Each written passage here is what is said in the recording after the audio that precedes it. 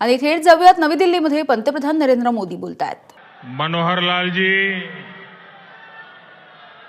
धर्मेंद्र प्रधान जी, तोखन साहू जी, doctor Sukanta Majumdar जी, हर्ष मल्होत्रा जी, दिल्ली के उपराज्यपाल विनय कुमार सक्सेना जी, संसद में मेरे सभी साथीगण, विधायकगण और मेरे प्यारे भाई और बहनों, आप सभी को साल 2025 की बहुत बहुत शुभकामनाएं।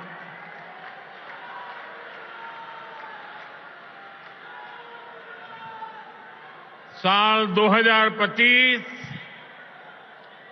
भारत के विकास के लिए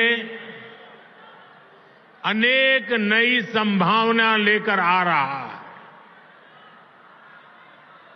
दुनिया की तीसरी बड़ी आर्थिक ताकत बनने की तरफ हमारी यात्रा इस वर्ष और तेज होने वाली है। आज भारत दुनिया में राजनीतिक और आर्थिक स्थिरता का प्रतीक बना है। साल 2025 में भारत की ये भूमिका और सशक्त होगी। ये वर्ष विश्व में भारत की अंतर्राष्ट्रीय छवि को और सशक्त करने का वर्ष होगा। ये वर्ष भारत को दुनिया का बड़ा मैन्युफैक्चरिंग हब बनाने का वर्ष होगा। ये वर्ष युवाओं को नए स्टार्टअप और एंटरप्रेन्योरशिप में तेजी से आगे बढ़ाने का वर्ष होगा। ये वर्ष कृषि क्षेत्र में नए कीर्तिमानों का वर्ष होगा। ये वर्ष विमेन लेड डेवलपमेंट के हमारे मंत्र को नई ऊंचाई देने का वर्ष होगा। ये वर्ष ईज ऑफ लिविंग बढ़ाने,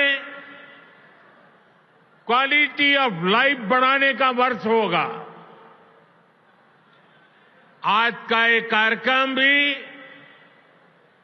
इसी संकल्प का एक हिस्सा है। साथियों, आज जिन परियोजनाओं का शिलान्यास और लोकार्पण हुआ है, उनमें गरीबों के घर है, स्कूल और कॉलेज से जुड़े प्रोजेक्ट्स हैं। मैं आप सभी को बहुत बहुत बधाई देता हूं। विशेष रूप से मैं उन साथियों को, उन माताओं बहनों को बधाई देता हूं जिनकी एक तरह से अब नई जिंदगी शुरू हो रही है। झुग्गी की जगह पक्का घर, किराए के घर की जगह अपना घर, ये नई शुरुआत ही तो है। जिनको ये घर मिले हैं, ये उनके स्वाभिमान का घर है, ये आत्मसम्मान का घर है, ये नई आशाओं, नए सपनों का घर है। मैं आप सभी की खुशियों में आपके उत्सव का हिस्सा बनने ही आज यहां आया हूं। और आज जब यहां आया हूं तो काफी पुरानी यादें ताजा होना बहुत स्वाभाविक है। आप में से शायद कुछ लोगों को पता होगा, जब आपातकाल का समय था, देश इंदिरा गांधी के तानाशाही रवैये के खिलाफ लड़ाई लड़ रहा था। इमरजेंसी के खिलाफ एक लड़ाई चल रही थी। उस समय मेरे जैसे बहुत साथी अंडरग्राउंड मूवमेंट का हिस्सा थे और उस समय ये अशोक विहार मेरा रहने का स्थान हुआ करता था।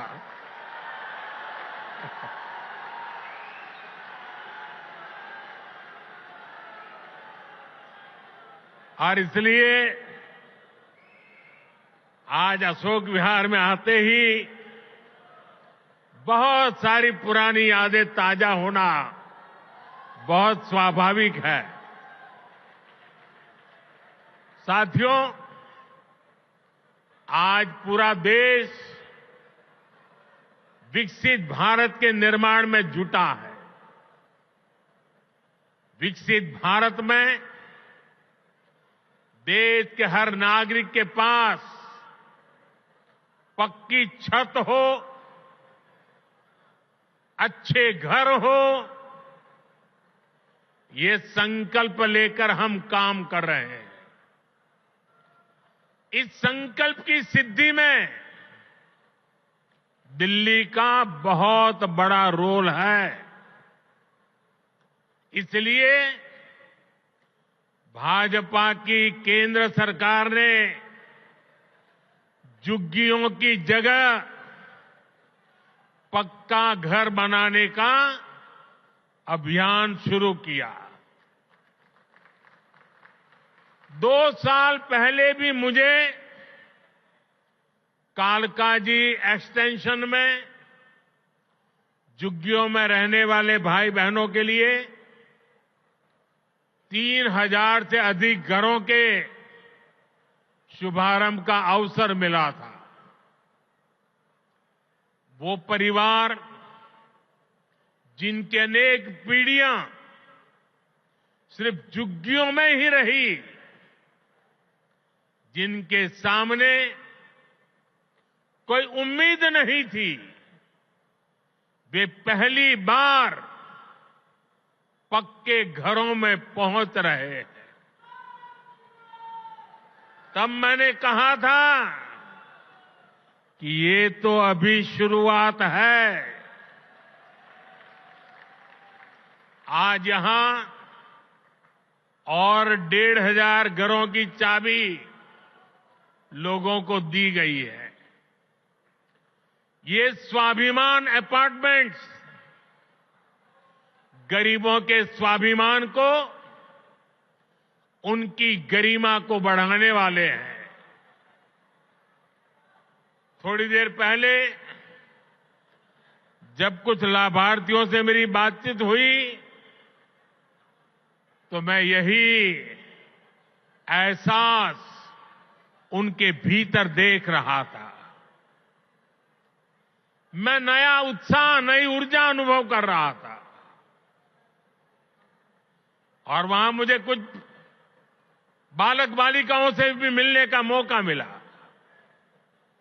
ऐसा लग रहा था कि वह स्वाभिमान अपार्टमेंट की ऊंचाई जो है ना, उससे भी ऊंचे उनके सपने में देख रहा था।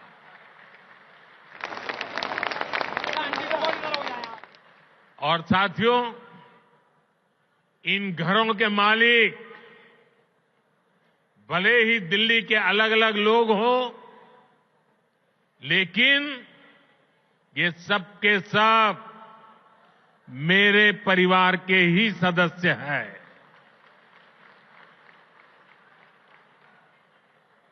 साथियों, देश भली भांति जानता है कि मोदी ने कभी अपने लिए घर नहीं बनाया।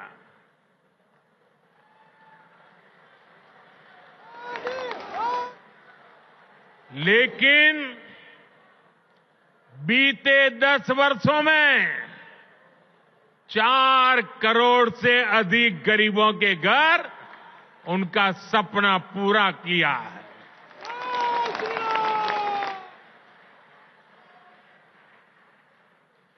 मैं भी कोई शीश महल बना सकता था,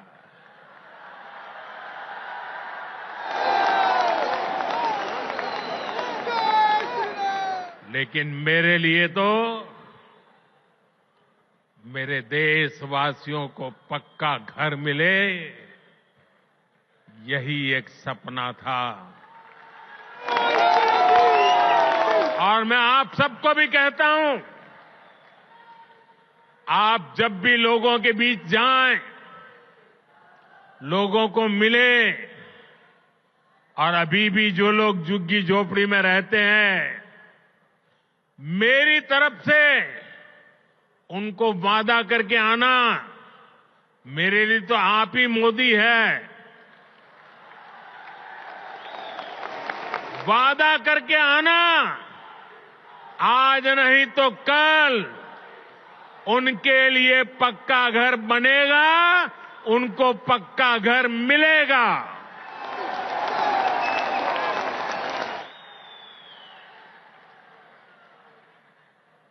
गरीबों के इन घरों में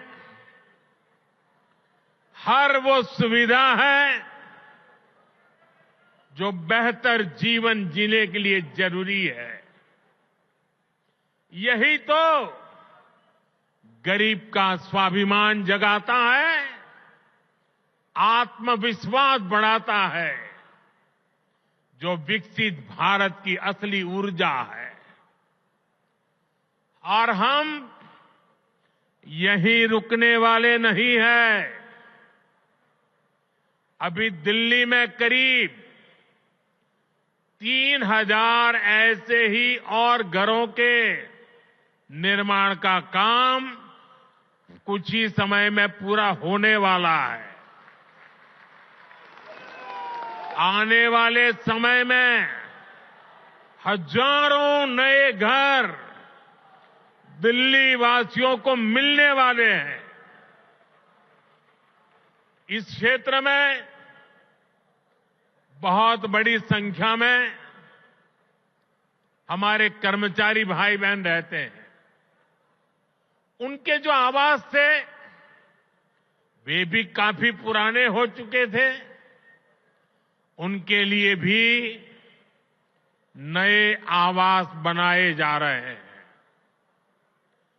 दिल्ली के अभूतपूर्व विस्तार को देखते हुए ही केंद्र सरकार रोहिणी और द्वारका सब सिटी के बाद अब नरेला सब सिटी के निर्माण को गति दे रही है।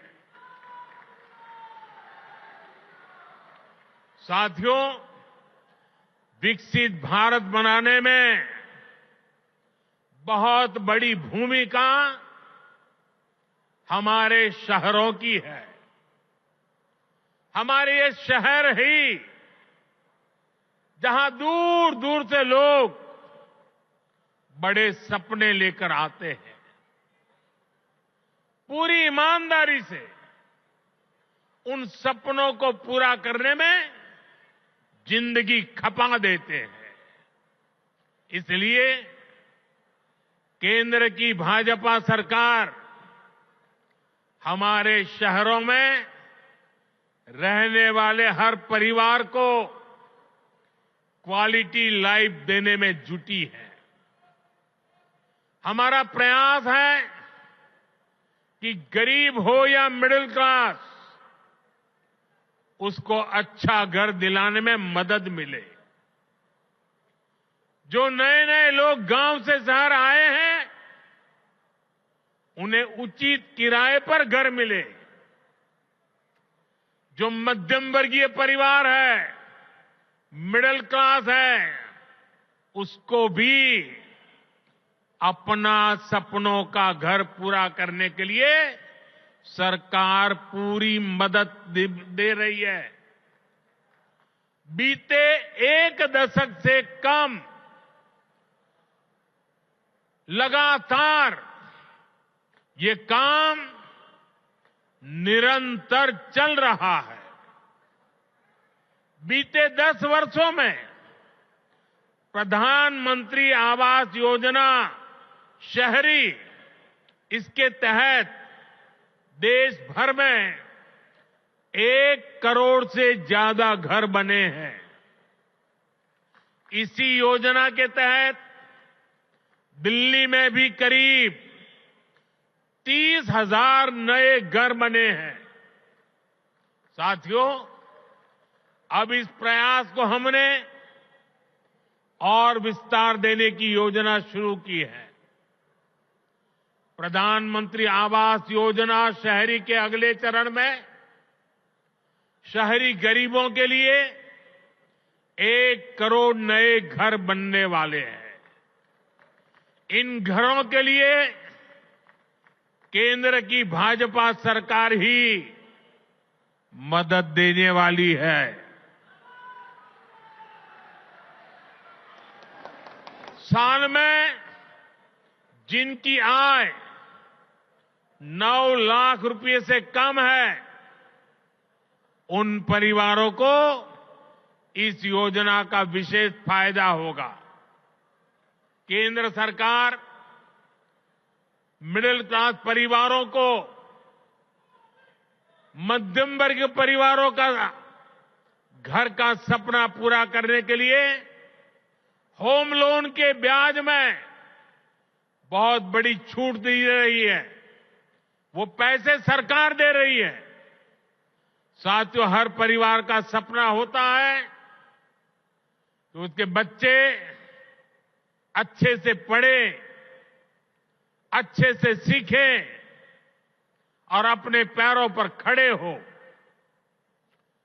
देश में अच्छे स्कूल कॉलेज हो, यूनिवर्सिटीज हो, अच्छे प्रोफेशनल संस्थान हो, इस पर भाजपा सरकार द्वारा बहुत जोर दिया जा रहा है।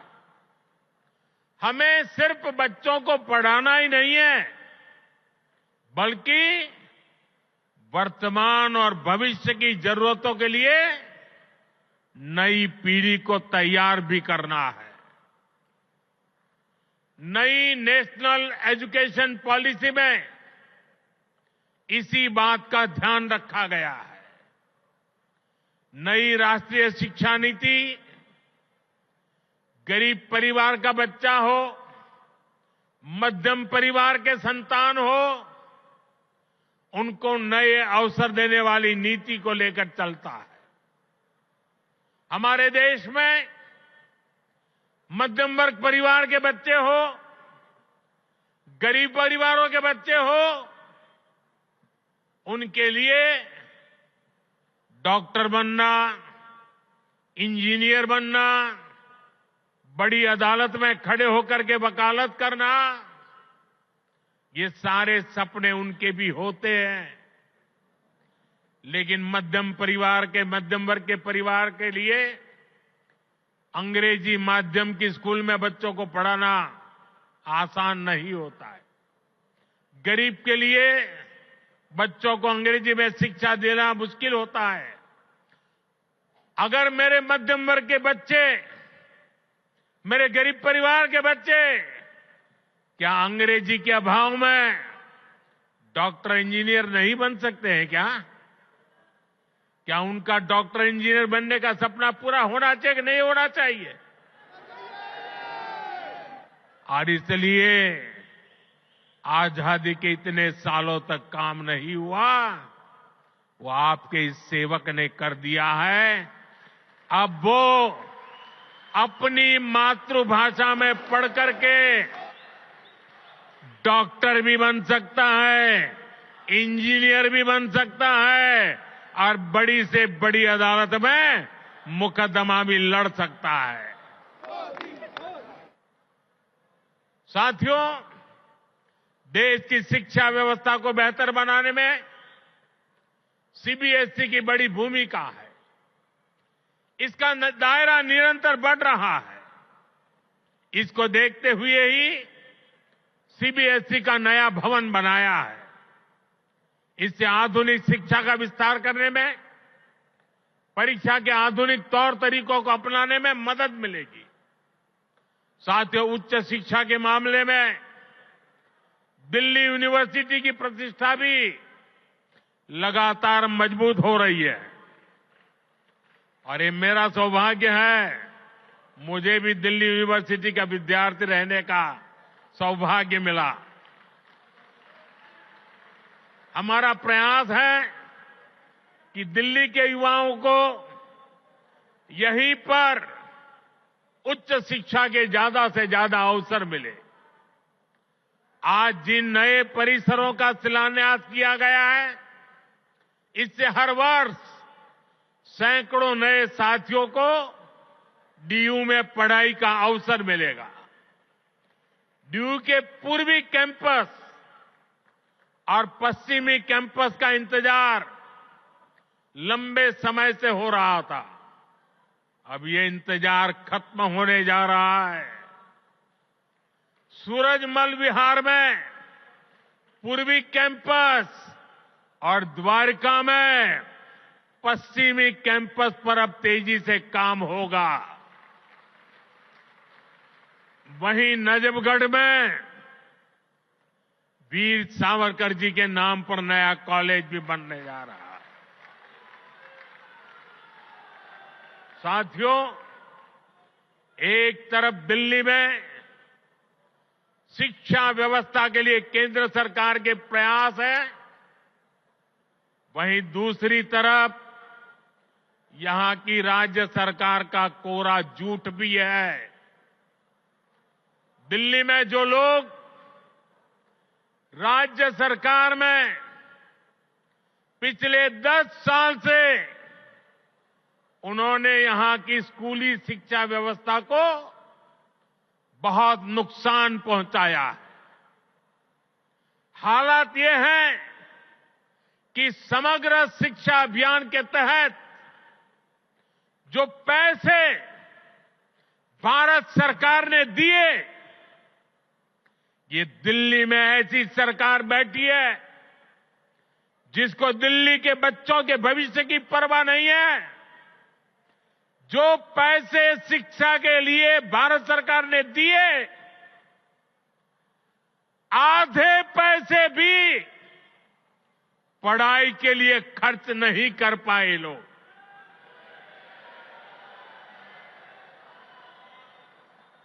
साथियों, ये देश की राजधानी है। दिल्ली वासियों का हक है, उनकी सुशासन की कल्पना की है, सुशासन का सपना देखा है। लेकिन बीते 10 वर्षों से दिल्ली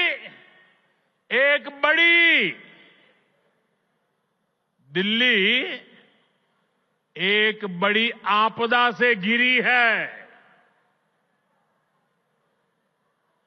अन्ना हजारे जी को सामने करके कुछ कट्टर बेईमान लोगों ने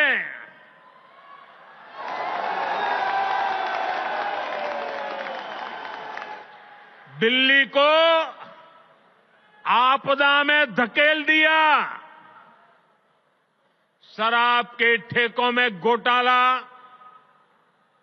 बच्चों के स्कूल में घोटाला, गरीबों के इलाज में घोटाला, प्रदूषण से लड़ने के नाम पर घोटाला, भर्तियों में घोटाला। ये लोग दिल्ली के विकास की बात करते थे, लेकिन ये लोग आपदा बनकर दिल्ली पर टूट पड़ी है। ये लोग खुलेआम भ्रष्टाचार करते हैं, फिर उसका महिमा मंडन भी करते हैं। एक तो चोरी, ऊपर से सीना चोरी। ये आपदा दिल्ली पर आई है और इसलिए दिल्ली वालों ने आपदा के विरुद्ध जंग छेड़ दी है। दिल्ली का वोटर दिल्ली को आपदा से मुक्त करने की ठान चुका है। दिल्ली का हर नागरिक कह रहा है, दिल्ली का हर बच्चा कह रहा है, दिल्ली की हर गली से आवाज आ रही है, आपदा को नहीं सहेंगे, बदल के रहेंगे। आपदा को नहीं सहेंगे, आपदा को नहीं सहेंगे, आपदा को नहीं सहेंगे, आपदा को नहीं सहेंगे। साथियों, दिल्ली देश की राजधानी है। बड़े खर्चे वाले बहुत से काम यहां जो होते हैं वो भारत सरकार, केंद्र सरकार के जिम्मे है। दिल्ली में ज्यादातर सड़कें, मेट्रो, बड़े बड़े अस्पताल, बड़े बड़े कॉलेज कैंपस, ये सब केंद्र सरकार ही बना रही है। लेकिन यहां की आपदा सरकार के पास जिस भी काम का दायित्व है उस पर भी यहां ब्रेक लगी हुई है। दिल्ली को जिस आपदा ने घेर रखा है उसके पास कोई विजन नहीं है। ये कैसी आपदा है, इसका एक और उदाहरण हमारी यमुना जी है।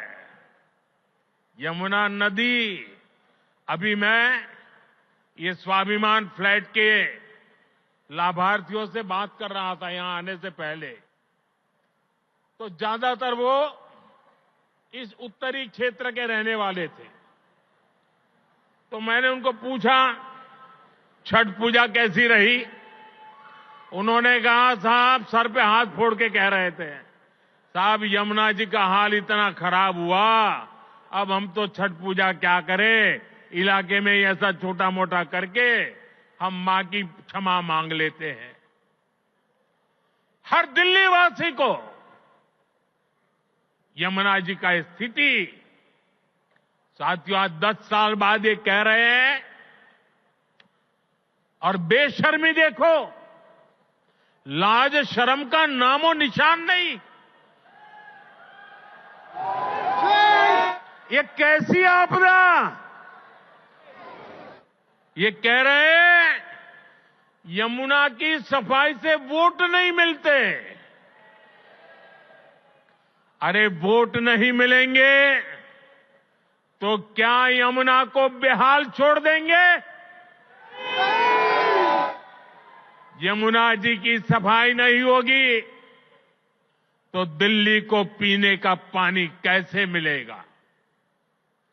इन लोगों की करतूतों की वजह से ही आज दिल्ली वालों को गंदा पानी मिलता है। इस आपदा ने दिल्ली वालों के जीवन को टैंकर माफिया के हवाले कर दिया है। ये आपदा वाले रहेंगे तो भविष्य में दिल्ली को और भी विकराल स्थिति की तरफ ले जाएंगे। साथियों, मेरा ये निरंतर प्रयास है कि देश के लिए जो भी अच्छी योजनाएं बन रही हैं, उनका लाभ मेरे दिल्ली के भाई बहनों को भी मिले। केंद्र की भाजपा सरकार की योजनाओं से गरीब और मध्यम वर्ग को सुविधाएं भी मिल रही हैं और पैसे भी बच रहे हैं।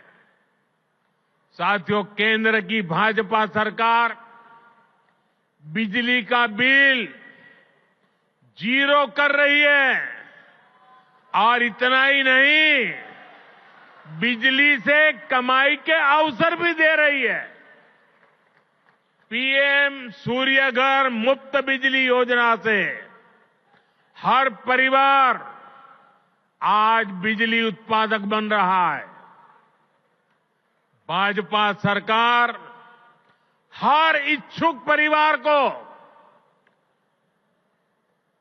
78,000 रुपीज, करीब 75-80 हजार रुपये एक परिवार को सोलर पैनल लगाने के लिए 75-80 हजार रुपये दे रही है।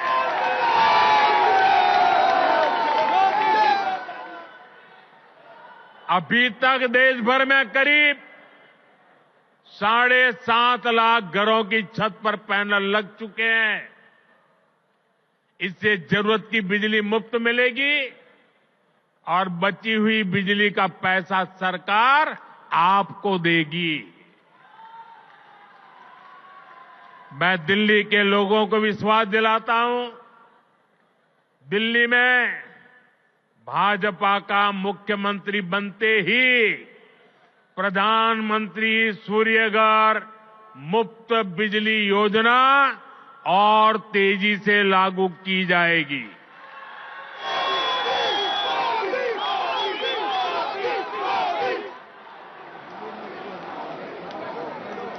साथियों, आज दिल्ली के करीब 75 लाख जरूरतमंदों को भारत सरकार मुफ्त राशन दे रही है। एक देश एक ration card, one nation one ration card योजना ने दिल्ली के लोगों की बड़ी मदद की है। वरना कुछ साल पहले तक तो दिल्ली में राशन कार्ड बनाना तक मुश्किल था। पुराने अखबार निकाल के देखिए क्या क्या होता था। आपदा वाले तो राशन कार्ड बनाने में भी घूस लेते थे। आज घूसखोरी का रास्ता भी बंद हुआ है और राशन के खर्च में भी बचत हो रही है। साथियों, दिल्ली के गरीब हो, मध्यम वर्गीय परिवार हो, उनको सस्ती दवाएं मिले, इसके लिए करीब 500 जन औषधि केंद्र यहां दिल्ली में बनाए गए हैं। इन केंद्रों पर 80% से अधिक डिस्काउंट पर दवाएं उपलब्ध है। 100 रुपये की दवाई 15 रुपया 20 रुपये में मिलती है। इन सस्ती दवाओं से दिल्ली के लोगों को हर महीने हजारों रुपये की बचत हो रही है। साथियों, मैं तो दिल्ली वालों को मुफ्त इलाज की सुविधा देने वाली आयुष्मान योजना का भी लाभ देना चाहता हूं। लेकिन आपदा सरकार को दिल्ली वालों से बड़ी दुश्मनी है। वे पूरे देश में आयुष्मान योजना लागू है, लेकिन इस योजना को आपदा वाले यहां लागू नहीं होने दे रहे। इसका नुकसान दिल्ली वालों को उठाना पड़ रहा है। और सबसे बड़ी बात, हमारे दिल्ली के व्यापारी देश भर में जाते आते रहते हैं, दिल्ली के प्रोफेशनल देश भर में जाते आते रहते हैं, दिल्ली के नौजवान देश भर में जाते आते रहते हैं, घूमने फिरने जाते हैं, हिंदुस्तान के किसी कोने में गए और कुछ हो गया, अगर आयुष्मान कार्ड होगा तो कार्ड वहां पर भी आपकी ट्रीटमेंट की गारंटी बन जाएगा। लेकिन ये लाभ दिल्ली को नहीं मिल रहा है, क्योंकि दिल्ली की आपदा सरकार आपको आयुष्मान से जोड़ नहीं रही है। और इसलिए हिंदुस्तान में कहीं गए, कुछ हो गया, ये मोदी चाहते हुए भी आपकी सेवा नहीं कर पाता है, ये आपदा के पाप के कारण। साथियों, भाजपा सरकार 70 साल की आयु के ऊपर के बुजुर्गों को भी आयुष्मान योजना के दायरे में ले आई है। किसी भी परिवार का 70 साल से ऊपर का व्यक्ति, अब उनके बच्चों को उसकी बीमारी की चिंता नहीं करनी पड़ेगी, ये आपका बेटा उनकी चिंता करेगा। लेकिन मुझे बड़े दुख के साथ कहना पड़ रहा है कि बेटा दिल्ली के बुजुर्गों की कितनी सेवा करना चाहे, लेकिन आपदा वालों ने दिल्ली के बुजुर्गों को उस सेवा से वंचित कर दिया है, फायदा नहीं ले पा रहे हैं। आपदा वालों का स्वार्थ, आपदा वालों की जीत, आपदा वालों का अहंकार आपके जीवन से वो ज्यादा बड़ा मानते हैं। साथियों, दिल्ली के लोगों के लिए भारत सरकार पूरी संवेदनशीलता से काम कर रही है। दिल्ली की अनेकों कॉलोनियों को रेगुलर करके भाजपा सरकार ने लाखों लोगों की चिंता दूर की है। लेकिन यहां की आपदा सरकार ने, यहां की राज्य सरकार ने उन्हें आपदा का शिकार बना डाला। केंद्र की भाजपा सरकार लोगों की मदद के लिए स्पेशल सिंगल विंडो कैंप चला रही है, लेकिन आपदा सरकार इन कॉलोनियों में पानी की, सीवर की सुविधाएं तक ठीक से नहीं दे रही है। इसके चलते लाखों दिल्ली वासियों को बहुत परेशानी हो रही है। घर बनाने में लाखों रुपए लगाने के बाद भी अगर सीवर ना हो, नालियां टूटी हो, गली में गंदा पानी बहता हो, तो दिल्ली के लोगों का दिल दुखना बहुत स्वाभाविक है। जो लोग दिल्ली के लोगों से विश्वासघात करके, झूठी कस्में खाके अपने लिए शीश महल बनवा लेते हैं, उनसे जब यह आपदा जाएगी और भाजपा आएगी तो इन सारी समस्याओं का समाधान भी किया जाएगा। साथियों, आपको याद रखना है, जहां जहां आपदा का दखल नहीं है, वहां हर काम अच्छे से होता है। आपके सामने डीडीए, दिल्ली डेवलपमेंट अथॉरिटी का उदाहरण है। डीडीए में आपदा का उतना दखल नहीं है। इसके कारण डीडीए गरीबों और मध्यम वर्ग के लिए नए घर बना पा रही है। दिल्ली के हर घर तक पाइप से सस्ती गैस पहुंचाने का काम तेजी से चल रहा है। ये काम भी इसलिए हो पा रहा है क्योंकि इसमें भी आपदा की दखल नहीं है।